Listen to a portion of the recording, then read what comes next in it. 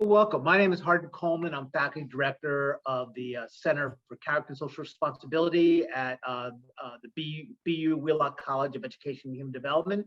And I want to welcome you to this series and conversations we're having with leaders in the from the educational space. Both we've had a PK-12 group, and now I'm honored to be with a group of colleagues in around the higher ed space, talking about the ways in which caring, the ethic of caring, a focus on one's own and others' character development, and building community is part of leadership, particularly in times of crisis and how those struggles have been. Many of you have had opportunities to see the individual podcasts that our friends have shared with us. And today we want to have an opportunity for them to talk with each other. And in particular, I've asked them to focus today on, given where they are and with our increased focus on access and opportunity and building a more inclusive, belonging community, what are their thoughts about the future as we look forward to the next 5 years? And I'm one of the ones who believes we're in this window of opportunity to drive some real change in the culture and the values of our society as represented what happens in higher ed institutions. And we had this opportunity to make change. And you as leaders, I think all of you are pushing us in really powerful, important ways.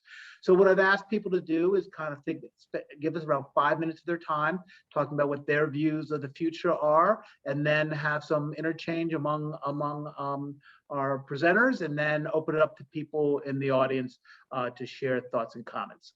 So I'm going to go in the order in which I've known people. I won't do big introductions, so you can give a little brief introduction for each of yourselves when you start. So I want to start with Don Pope Davis, with whom I've had a decades-long collegial relationship and then worked together and co-authored together. Thank you, Hardin. Good morning, everyone. Thank you for the opportunity to have these conversations. It's always interesting when we begin these conversations about what's the future of education going to look like, what we anticipate occurring. I want to rephrase that in the sense of saying the future is now.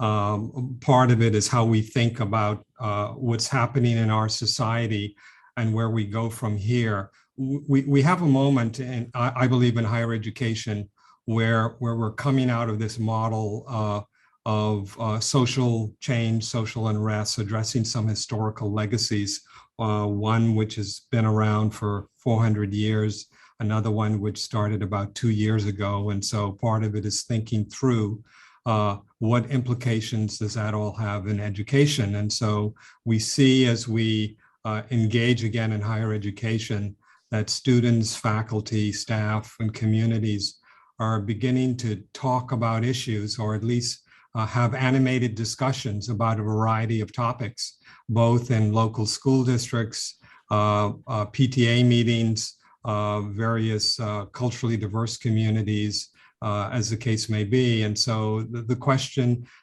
might be, where is this all leading? And I would be the first to say, I don't know that answer, but I think a slice of it from where I sit is that the model that we currently have today in higher education is not sustainable. The disruption has already begun to occur. I remember a few years ago, a number of economists talking about the next bubble to burst will be higher education. And it didn't happen as quickly as other bubbles burst, but it happened over the last 2 years. And so the question is, what do we look like, and what are we going to look like as we move forward? I want to suggest 3 possibilities. One is that education, if we were to dream about possibilities, I would imagine a model where at some point education, as we have historically known it, won't be limited to one university or one college, that people will be able to hop from one institution to another because of their interest in particular technologies, education models, exposing to different cultural pedagogical models and so forth. And so while some of this is already emerging, the notion of how do people get credit for that in terms of pursuing a degree. I think we will also be challenged to think about who gives out a degree and what does a degree look like in that kind of an environment, given the need given the need to cut across cultures and attitudes, perspective, and again, as I've said, in terms of pedagogical models. And lastly, what role does issues that are central to many communities of social justice, equity, and engagement play in the pedagogical models that we are currently engaged in, and how do we move that enterprise forward? What role does the academy have in integrating that into their environment, into their discussions, and collaborating in some ways with the communities? I'm going to stop there and give my colleagues an opportunity to share their perspective. Great, thanks. Ken, can you? Sure. Thanks, Hardin. Thanks for having me. And Don, I'm going to work off of that university sort of city idea, that notion that I think the future is really going to have to be one where I was going to say the city state, but I think the university is the city is the university on some levels, because we are finding, I think, more and more, and especially here in Boston, the kind of role that we play in terms of our connections with the city and how vital they are. A lot of interesting things are happening in Boston around that, and I think that it's a start. Overall, though, just backing up a bit, I think that what we've got to do, and looking to the future, and we can do this, is how we go from hopes and dreams to solutions, and we've shown that we could do that. I think one of the great stories in higher education actually was that we really were innovative about 18 months to 2 years ago. We, on a dime, had to turn these Byzantine institutions that we're part of, we had to turn a ship around on a dime in the middle of the ocean, and we did. And there were a lot of people who said, this is what's gonna break us. So I'm coming out of this with hope, real hope. The other piece too is the hope that I'm looking for is beyond the technological. I think that we have spent an incredible amount of time dealing with COVID on the technical sense, and as we do, the science, the medicine, but I just don't think that we worked enough on what I'm going to call the moral aspects of it all, the conversations that we know need to happen, in my case, around the city, with other schools, and with each other on a real basic level. We've got to really understand the fractures that we're all dealing with, the places, the relationships, and we've got to reopen connections that we reopen and try to establish some of those connections that aren't there. Those are important. And, ultimately, we've got to be for, of course, including everyone, making an economy work for everyone, making a social scene and circumstance work for everybody, so that people can truly belong and not have to fit in so much. I'm also a big proponent of liberal education and how that's got to be something that we figure out how to talk to a larger swath of people about. And we also have to be healers, not just from the healthcare standpoint, but we've got to be social healers. We've shown that we can lower risk to behavior and being in spaces together, but I think we've got to show how we can lower the temperature and the heat as well, because we can do that sort of thing. So, we've got to make and remake these places, and we've got to start with, of course, our memories and the ways that we know we can do things well and show some real innovation, social innovation, but we've also got to reestablish some connections. And I think in my case, it's a real connection with a city, and that the university plays more of a social role in this city, more of, I dare say, political role. And that's the other thing too. I think that we've been afraid of politics for a long time. We're going to have to engage in the politics of the place where we are. And we're going to have to provide services not just to our students or people we call our students, but to the citizens of the community as well, that also buttress us in terms of where we sit. And I hope that maybe there's some room in the future for a deeper look at structuring the society, government, and real service that comes out of the people who use our institutions. It's almost like the trade-off. We say to the city, for all the tax breaks and everything else that you give us, we will provide for you, and we will put our bodies, our minds, and our resources back into the city, whether it be through our research, whether it be through our own hands and our own making as well. I'll stop there. Thank you, Ken. Nick? So good morning, folks, and Dr. Coleman, thank you for inviting me to sit with this group. It's an honor. I had a couple of thoughts to build on what the previous two presenters mentioned. I said, first of all, I think I'm looking around quickly. All of us are old enough to remember a university that was largely devoted to new knowledge, the development of new knowledge.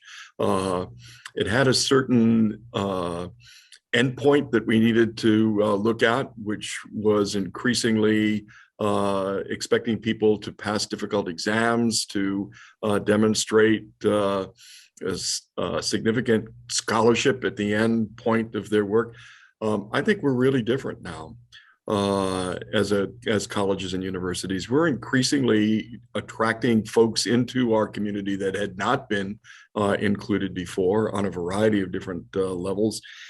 And our call, especially I think in this day, is not just to develop new knowledge. In fact, I think that there will always be a place for that in the academy. There'll always be a place for that kind of scholarship. But we're increasingly looking to bring workers into our society, bring facilitators into our society. As Dr. Elmore says, we're healers into our society, not necessarily people with a license, but folks that can convene, connect, can do things. That's what higher education is called upon to do. And so curriculum needs to be informed. I listened to Dr. Pope Davis's podcast, spoke eloquently about the critical importance of having the community inform what it is that we teach. That needs to be a much more open, reciprocal communication in the upcoming years. For me, as a psychoanalyst and a clinical psychologist and an academic person, we all are seeing the tremendous need on our campuses for mental health care. And so that invites me to say, I think we need to do a lot of thinking about how we run our learning communities for students in 2021, 2022, and the next upcoming years. We have 35% of our students talking about anxiety, depression, PTS, substance use disorder, 35%. And it's probably higher than that, people think. And when you ask them what they mostly are concerned about, they're concerned about their academic performance. So they're not concerned about the relationship they had. They're not concerned about the substance use that they may or may not be doing. They're not concerned about the leadership in Washington doing or not doing what it's doing or not doing. They're worried about their performance. To me, a lot of growth and development happens in the learning communities that we create. In many respects, I've written the things that are broken from the pandemic, the mental health things that are broken, the isolation, the disconnection, the trauma. Learning communities like ours are the perfect antidote for that. You don't get to be in a space with a better opportunity to relate. You don't get to be in a space where if you've learned helplessness, you can learn or rediscover your agency and the opportunity to do, right? So our learning communities are wonderful.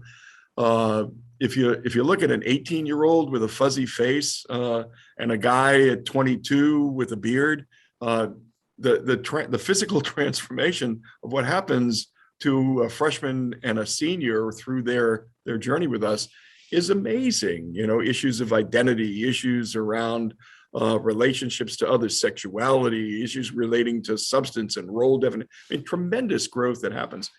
So I think, we need to make sure that we're paying attention to the social emotional development of our undergraduates, especially, and our graduate students, in the way we encourage K-12 people to do. And we don't do that still. We're still an ivory tower in many respects, and governed by those same old principles. Byzantine, did somebody say that word earlier on, right? So governed by those old principles.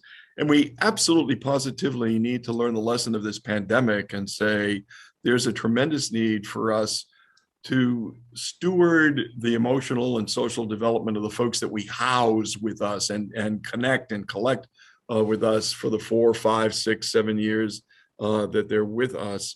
And I think, you know, I'll get in trouble, but I'm a former Jesuit and I've been an academic for a long time, so I'm not an anti-intellectual. I think we need to rethink how we assess people's competence in that space. I think we really do damage to people. If we're saying, well, I'm really worried about my grades and that's what I'm in college for, it's not worth $50,000. It's not worth the experience to put people through that. And most of our folks are worried about their grades. They're worried about their performance. They're worried about how much it's costing mom and dad and themselves to send them there. We've got to help people with that and find ways people work collaboratively on teams, do different ways of demonstrating, take time for things. That's on us. That's on us. So I'll stop and let Dr. Eddinger speak. Go. Pam. All right, Nick, it's just Pam. Okay. I still call Dr. Coleman Dr. Coleman when I'm with him. So Yeah, well, you know, there's that, the great respect that we have for how I grew up, yeah. For Dr. Coleman. It's interesting listening to my colleagues around the table because community, there is always a sense when we have these conversations about the transformation or on the cusp of transformation of higher education, as if higher education is a monolith. Close to 50% of our undergraduates are at community colleges across the nation, whether it's California, Massachusetts, or anywhere else. And the average age of my students is not 18 or 17 or even 22, it is 28. And I can assure you that education, higher education, is not at the center of their lives. 3 out of 5 of my students are parents. Half of them are single parents. About 3/4 of my students are living in the lowest 2 quintile of income. Almost all of them work. And it's one of the reasons why, you know, it takes more than 2 years to do a 2-year degree, because they're doing a quarter of a year at a time. So when I look at those complex socioeconomic data points for my students, I think about, you know, I try to think about a conceptual graphic, and the only thing I can think of at the moment is that in the late Tokugawa period in Japan, which is the last feudal period, the population lives in castle towns. And in castle towns, surrounding a castle, so around the castle, there is a moat. So the tradesmen are on the outer moats, and the farmers are on the outer moats, and the elite and the governing shoguns are on the inside in the castle. And I feel like sometimes when we talk about higher education, we are living in castle towns, where the elite in the middle, inside the moat or inside the wall, are speculating about who the heck is outside towing their fields or creating their trades or making their window blinds. It is really difficult for me to think about that there would be huge transformation inside the castle if the structure of our social contract has not changed. Right. So when I see the social contract post-World War II, I see, okay, we're going to lift everybody into the middle class. We need to have better healthcare, better housing, better transportation, better education. So we have things like the GI Bill, right? Or all of these social programs that happened, the Truman Commission that is supposed to change educational availability to everyone, and so is birthed the community colleges. There has been very few, if any, contributions financially in terms of resources to build the social compact. So the social compact lives in the mind of the people living in the castle, whereas the folks on the outer moat are doing the best we can. And, you know, they don't think about the social contract or the understanding of education as the center of their lives. It's a luxury because education still is the thing that would get them closer to the castle. Yet we never get close enough to the castle because there is no money to travel to the castle.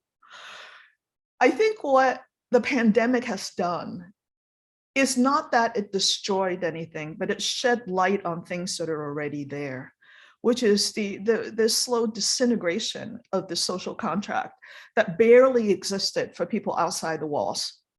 And now the light is shown on it. It says, what's social compact? Right. So when I think about transformation of higher education, I don't see, and I'm going to make fun of Larry and he's not going to be happy, I don't see Harvard changing a heck of a lot in terms of how they see their admissions or how they see the percentage of folks going into the great selective universities, because the idea of meritocracy still lives. And it's not that Harvard doesn't try it. I mean, there are all kinds of different things that folks are doing to try to get that mix correct, right? To open the doors wider to the other 50% in order to get greater equity and greater mixture of socioeconomic and racial balance in the great universities. And you can see them in different tiers, and the selectives and the Ivy Plus and so on and so forth. But frankly, there is, in my mind, there is no impetus for the folks who are living in the castle to change. Mm-hmm. The great impetus is outside the castle, which is, can we afford to lose 50% of the talent pool in our undergraduates in order to do the kind of economic and workforce renewal we say we need in order to be competitive in the world? And I would posit to you, no. Look at the colleges that have now gone, the selectives that have now gone test-free, right? But the question is not going test-free and how many more applications you get, is what is the results that you have at the end? Is your balance really changing? Moving 3 percentage points is not moving. So I worry about the conversation at the castle, not so much about the conversation outside the walls. You've been having those conversations of moving people in the middle class for a long time. So I'm kind of, I would love to hear what folks' reaction is to the castle. Pam, you asked, you made a statement that brings up an issue that I've heard a lot, with our mutual friend Wick, and he and I had this conversation all the time, is that we think a lot about higher education as this special as the castle, and not about adult learning and movement into the world. And because we focus so much on these historic institutions versus the, as you say, 50% of the population who are adult learners are not in those institutions, how do we change that conversation? How do we understand that maybe these higher ed institutions' roles is quite limited, but real adult learning, real service to the economy, real service to communities, that learning is outside the castle walls? I think part of it is, I have to acknowledge, right? So the community colleges, the historic Black colleges, and the women colleges, we came about because there is a need, because there were nowhere for women to go. There were nowhere for folks who are below the middle class to go. And there were nowhere for Blacks to go. And therefore, those 3 types of colleges and universities came into being because there's a great need. I think the great need now may actually be driven by our economic place in the world. I am not above taking advantage of the neoliberal tendencies in the world in order to forward social progress. Because of the great workforce needs in order to keep us on top of the economic heap, government is beginning to pay attention. Resources are now going into workforce development, and therefore community colleges are coming to the fore because we're in need. And I think other kinds of educational institutions that are not college-like, the credentialing piece is now moving into things like micro-credentialing and badging and all of that. Knowledge is being democratized. My fear, though, having one foot in both worlds, or a foot in the castle and a foot outside the moat, I'm kind of stretched in that way, because my education was in the university, right? I was at Barnard, I was at Columbia. I know how that works and how important the traditions of liberal arts are, the traditions of value development and civic engagement and development is. That even as we lift the folks outside the castle, we have to realize that it cannot be a second-class education of neoliberal economic production only. The moral value of the society must make that span. So I'm asking my colleagues in the castle, how do we give the agency back to people outside the castle so they have the value education, right? So liberal education actually is combined and it's not divorced. And I'm going to ask the folks in the council, what are you doing in workforce development that is going to add to the production, right, of that economic stability that means middle-class lives for everyone? I think it's a more complex transformation in that we can't just transform in the castle and transform outside. There's got to be a bridge in there that I'm not. Pam, I'm going to disrupt something that you said, which is I think the future, the status quo remains if we wait for people in the castle to make movement. Yes. So I'm not waiting for the people in the castle to change. I want to be the part of the disruption in that environment and creating those opportunities. The degree to which I succeed will be a function of how can I collaborate with all of you on this seminar, webinar, and finding out those notions. I mean, I use this example a lot where I say, the way you change the conversation is you change the people you're talking to. So if I'm going to continue to talk to those in the castle, why would I expect anything to change? So who are the new people that I need to have these conversations with to start a movement of thinking disruptively, and sometimes that might mean a radical disruption as opposed to a much more sustained approach. And so that's where I think we need to go. So I have shifted my thinking from trying to convince people in the castle that this is what they ought to do, and saying what empowering myself and my community in order to make that bridge and engagement in a way that has not historically been present. Ken, I think I cut you off. No. Well, I wonder if, to go on with this a little bit more, I wonder if I think we still have this assumption that education's about economic society and economic society totally, and that we're still gearing so much. And I wonder if the disruption in the economy that we're currently seeing is going to be sufficient enough so that it makes us think a little bit differently about what our presumptions are about who we're putting into the world and why we're putting them into the world from our spaces. And that was what I wanted to throw out is there enough other disruptions that will force us to go there? I almost feel like the world's gotten ahead of us a little bit, as it often does, and whether or not we're in a good space there. And I'll say this too, true confession, Pam, I was the guy standing outside the castle walls for so much of my life and saw that I needed to get into the castle to do that. And I'm still trying to get into the castle because I also don't own this castle, right? There are a bunch of business people who own the castle, and they don't think about education the same way that we do. So we're gonna bless you for this metaphor. Thank you. I saw somebody did. Yeah. So sometimes I feel like I'm the dragon. I don't know whether that's true or not outside the castle walls, but I think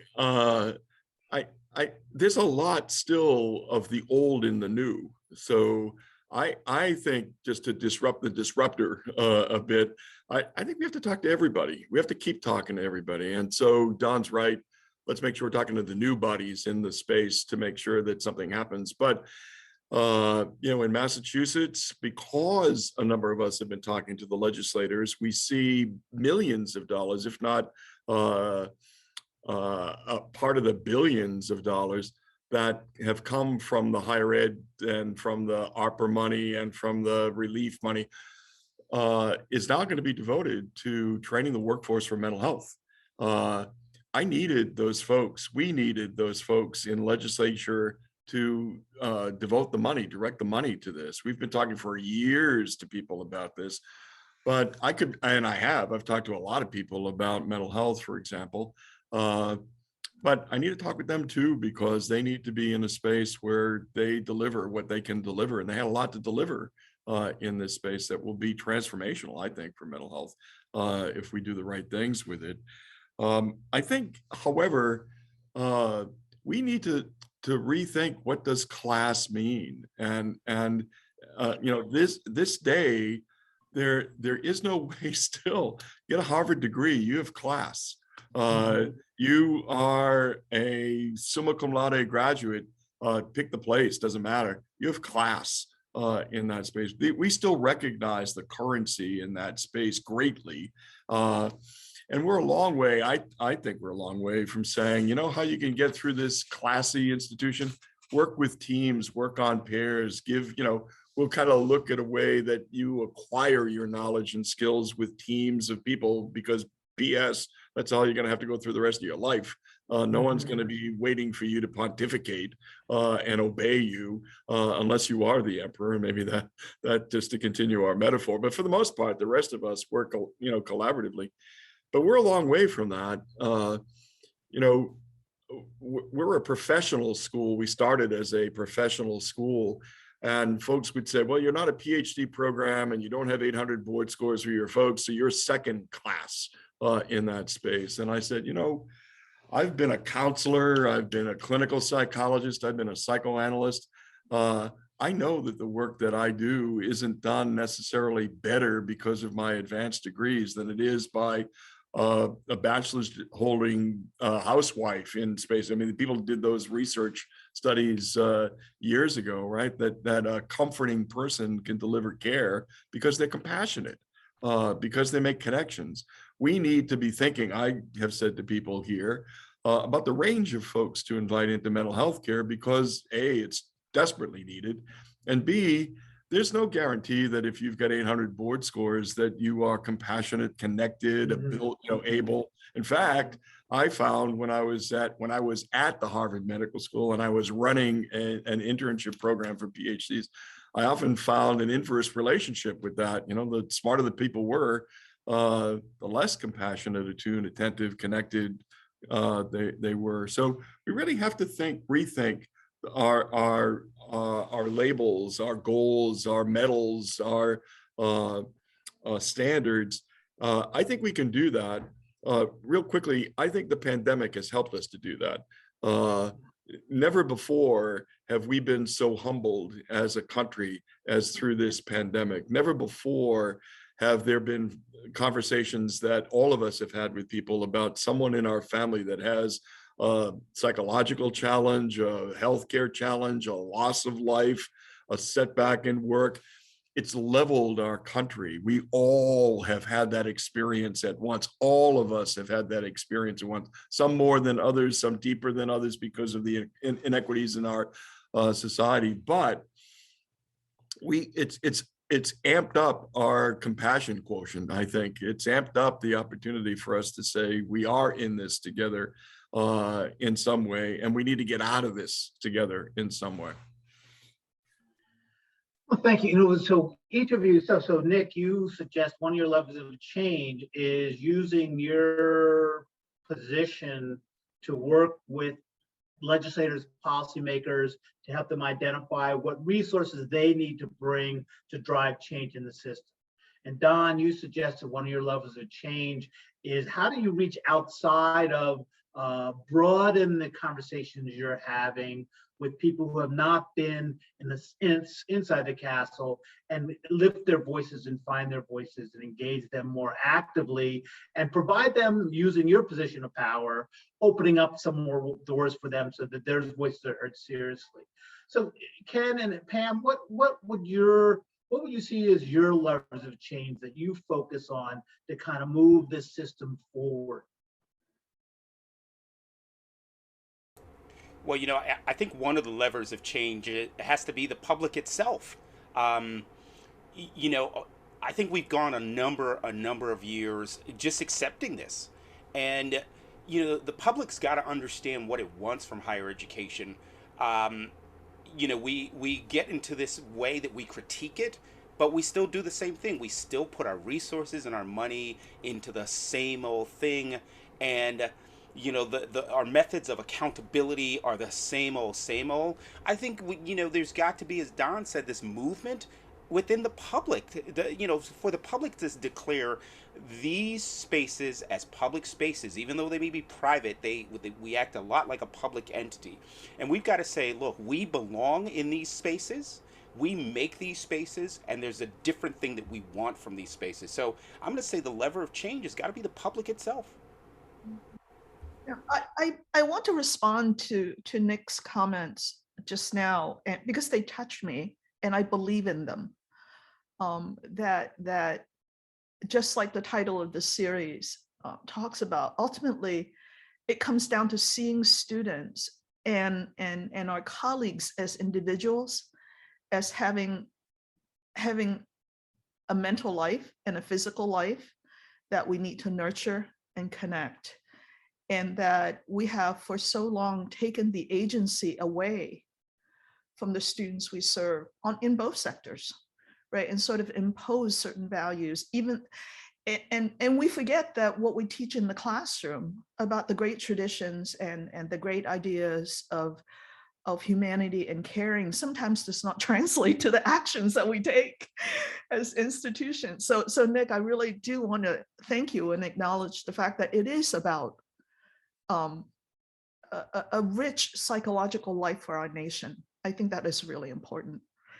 And, in terms of levers, I look at the historical parallels. Historian, I'm a literature major, and I feel totally sort of out of my waters when I take, historical concepts like this. So forgive me, those of you who are in history. And I look at the actions that were done by Roosevelt after World War II. Right. And I look at what has just been done and going through Congress right now, the infrastructure bill and the social infrastructure bill. If you look at those two pieces, it really addresses the areas that I mentioned before that forms the social compact, right? You talk about housing, infrastructure, transportation, and healthcare. And then on the social infrastructure bill, things like childcare, education, free universal higher education. We know what to do. It's not as if we don't know what to do. We know what the levers are. The levers are built into both of those bills. And the barriers really are the sort of classes, racial, I want to say, there's a white supremacist structure. There is a discriminatory systematic structure that has built the castle and built the wall, right? So even though people know what to do, and the levers are built so that you can push them, and there's money attached to them through these bills that are going through Congress, somehow we cannot quite agree whether these things are public goods or private goods, right? To Ken's point. And we have so degraded the idea of public good by focusing on stupid things like climbing walls, right? And lazy rivers. That's not what our university is about. That has never been what the castle has been about. And yet the neoliberal idea of education and competition has degraded, I think, those ideas. So I think the levers are in multiple places. I think the levers are in the bills that are going through the Congress right now. The levers is in restoring the idea of the public intellectual tie to education. My students should be able to name a handful of 5 or 6 people who they know are representing the ideas of higher education and what it means for society, both on the community college side and on the 4-year side. We're not loud enough, and when we're loud enough, we're not talking about the right things. Pam, I want to suggest, I'm not going to stick totally with the frame that you presented at the beginning, but I think 2 things are happening from my perspective. That number one is, I think many students today are trying, they're taking an approach that says, as far as I'm concerned, the castle doesn't exist. I'm going to use technology to connect with as many people in a variety of ways, regardless of one's status. You see that in social media, and so in one sense, the disruption is happening on the social media. Whether you like the way it's happening, that's a whole other discussion. But they're saying for me that the castle is irrelevant. I'm going to talk with people wherever they are who want to connect with me in a variety of ways. And how does that play into their educational opportunities, professional development, and how does that transform our society? The second thing I want to throw out is I've spent a lot of time not paying so much attention to who's in the castle, but who's the guardian, who is at the gate. Yeah. Developing those informal relationships with those people who I don't need to talk. I don't need to talk to the shogun. If I can have a relationship with the guardian at the gate and begin to talk about shifting paradigms, that individual has the ability to influence as much as is capable in those environments. I mean, we sometimes forget informal leadership is sometimes much more effective than positional leadership. It's that notion of who do people go to find stuff out and to get information, whether they're in community or in the academy. And I think using more of those, and I think in the last few years, I've used more of those informal relationships to move agendas down the road. Now, mind you, the movement in higher education, I was going to say is happening at the place of a glacier, but I realize glaciers are melting a lot quicker these days. So that may not be apropos, but it's a reference point to simply say that the movements that I am hopeful for, as everyone has said, is occurring, but it's not occurring in these traditional ways. And so when you talk about your community partners, when you talk about students who are from low-income first-generation communities, their ability to get what they want are being utilized in very non-traditional ways. The challenge, for people like us who have benefited from subscribing, if you will, to the pedagogy of the castle is we know what that experience is like because parts of our own experiences come from that. I think the accountability has to be with, if you came from outside the castle, to use your analogy again, we need to be reminded of that journey and what is required to get where we are, and to connect with community partners in a way that allows them to bridge, if you will, and use our own networks to advance those agendas. So I offer those as two possible ways of thinking about this. I think community colleges are particularly expert in that space. They look more than universities and colleges to the workforce for direction and for placements for students and for partnerships around promoting and advancing and developing the workforce that already exists, and to identify the skills that their graduates need to be in that space. And that's a powerful lesson, I think, for all of us to develop. The other thing, so I'm thinking two things. I'm hopeful that there's somebody in this space that is a children's book author that can help us develop this castle metaphor. And I'm looking for somebody to give us some caricatures and cartoons for us to look at. My Japanese literature colleagues are cringing as I speak. I think it's been a very useful metaphor. Thank you for that. I do want to have my role be the role of the dragon, though, if I could have that. Thank you. Well, I have, as I engage with a lot of my students, one of the things that I'm hearing consistently being proposed is that we are badly organized around the important developmental space of 14, 15 to 25-year-olds, and that we break them up in very different ways, and they live across sectors, whether it's higher ed, the workforce, college prep, non-college prep, vocational, and we don't think of them as a unified development, late adolescent space. And because we don't organize to that and create a community around that developmental space, so many of them fall through the cracks. As Pam suggests, they then come back when they're 28 to kind of restart because there's this kind of lost connection. So I'm wondering what you, in terms of thinking of the reframing of our communities around the kind of traditional higher ed language, which Pam has already said, 50% of the people who touch higher ed don't belong in. Look, does that make sense to you to start thinking more in terms of a late adolescent, a mid to late adolescent organization, and not break them up so arbitrarily? Would that be useful at all in terms of thinking about rebuilding our communities?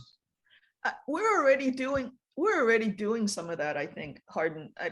If you look at some of the most successful attainment strategies that are going on in secondary and immediate post-secondary, right? So grade 11 and 12, and then moving into the first couple of 2-3 years of undergraduate education. Early college has made huge amount of strides. I mean, we know that by research, that if you have maybe 15 credits to 18 credits as you enter college, the likelihood of you finishing your 4-year degree in 4 years doubles, right? So I think for whatever reason, secondary education, particularly in large urban environments, has not done well by our students. You know, you can look at Boston, look at LA, look at Seattle.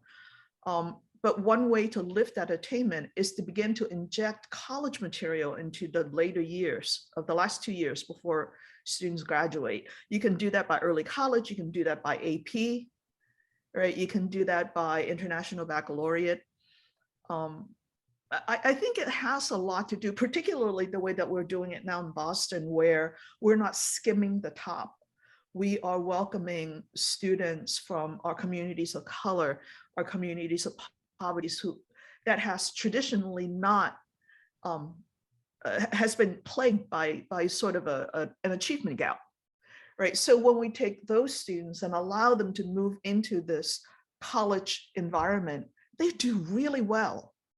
So there's an expectation readjustment, and maybe things like early college or AP, whatever it is, that connection will work well. I'm looking forward to having our 4-year colleagues build that same kind of connection into the first 2 years of the community college environment. So it's kind of like early senior college, right? So there's an identity that forms, and there's a belonging that forms. And identity and belonging is really the next iteration of student attainment work that we have not done. Is the other end of that the Northeastern model of moving towards more co-ops and internships? That a lot of 4-year places are saying, okay, last couple years you need to be in your work field, you have to be doing internships, and we have to build it, and that will start spreading systematically across that development space. But we have to be careful policy-wise. Internships that are not paid is an equity problem. Mm-hmm. I will not accept any internship that's not paid for our students with employers, because heck, they're all working. What are they supposed to do? Quit their job and take up a free internship? It is, it's these things that, as Don so eloquently said, that these are the gatekeepers, right? These are the guardians that keeps our students from having that free travel along that journey. But it's that overhaul too with it. It also is, I mean, think about the downstream. We also need employers who are willing to hire people who may not have had a certain kind of narrative in front of them. So, that's got to be an important piece too. And I am hoping, and I think the pandemic's going to force places like mine to do this. We have to talk differently, and this is to get to your point, Hardin, about the looking at the groupings. We have to talk differently about what success means, right? And we've got to stop doing this thing where you're the best and brightest we've ever had at the institution, and we're going to stop throwing test scores out there anymore as the value of who you are. You're much more in your SATs, your achievements, and your GPAs. And I think we're starting to talk. We have to start to talk differently about that because of, in our case, a test optional approach that has really thrown those numbers on their head, just throwing them out of the castle, right? And we're trying to figure out how we get that back. But we've got to talk differently so that these young people, or those people in those numbers that you talk about, Hardin, have a conception of themselves where they could see themselves as making sure that their journey includes some form of education. I'd also like to throw in that when push comes to shove too, this is about being able to pay for this stuff too. And the society does not make enough of an investment in the ways that we can have people make these kinds of journeys. And I think we've got to put more money into more investments into people in these age ranges and earlier on, as Pam's saying, earlier on. And it's just got to be that way. Well, no, I want to thank you all for this great conversation. I want to give you each a minute to kind of say, this is what you heard, learned, and obviously I would love you saying what you're going to do. So I'm going to go in reverse order. So I'll go Pam, then Nick, then Ken, then Don. I am so grateful to have Ken and Don and Nick around the table today, and Hardin, thank you for hosting it. Sometimes these are lonely places to work. It has been the most lonely 18 months of my entire career, to be able to see the hope, but can't figure out how to get there. And having these conversations give me hope. So I'm grateful to all four of you. Thank you. Nick? We got a lot of work to do. Maybe we got to even start with rethinking whether we should call it higher education and find another name. But looking at the labels, looking at the values, looking at the things that we've historically prized, and rethinking that, I think we have that opportunity, and we have that responsibility. Looking as it's easier for us to look at K-12 and say, let's look at the social life of young people as they develop and connect with each other and feel engaged and included and can talk to people with power and we feel like that's normal development. But whether you look 17 to 22 or whether you look 22 to 50, the folks in our learning communities are growing and changing and engaging. It's what we're about in that space. And we need to include the other things than academic performance as important aspects of learning and find ways where we can help people attend to those. And including and probably starting with our professors and educators, and help them to think creatively about their own growth and development and their personal needs, and not just expect that they're going to get dressed and stand at the head of the class and lead. But once again, I thank you for creating this opportunity, and thank you all for sharing what you did this morning. It's been a pleasure for me. Ken? I'll say the same. Thank you so much for this. I like Pam, have been very by myself for a long time now, and still to some extent I'm also looking to find that place. And I think what I'm trying to find is that place to a measure of solidarity, where it's not just about doing things and following the rules, but really doing things, following the rules because it's good not just for me, it's good for all of us, and I can have that level of taking up other people's causes, feeling good about it, and knowing that it works for me too. Again, I'm excited about maybe the notion that we will ultimately start to address the moral pandemic or the effects of the moral effects of the pandemic that were laid on us as well, or at least opened up again. But thank you for having me here. I am really humbled to be amongst the three of you, four of you as well. So thanks for including me, Hardin. Yeah, Hardin, thank you for also, I share my colleagues' statements. I feel like the last hour has been a preamble. I'm now ready to go and talk about this even more, but I know we all have other things we need to do. So I hope this doesn't continue to be a preamble. I'm happy.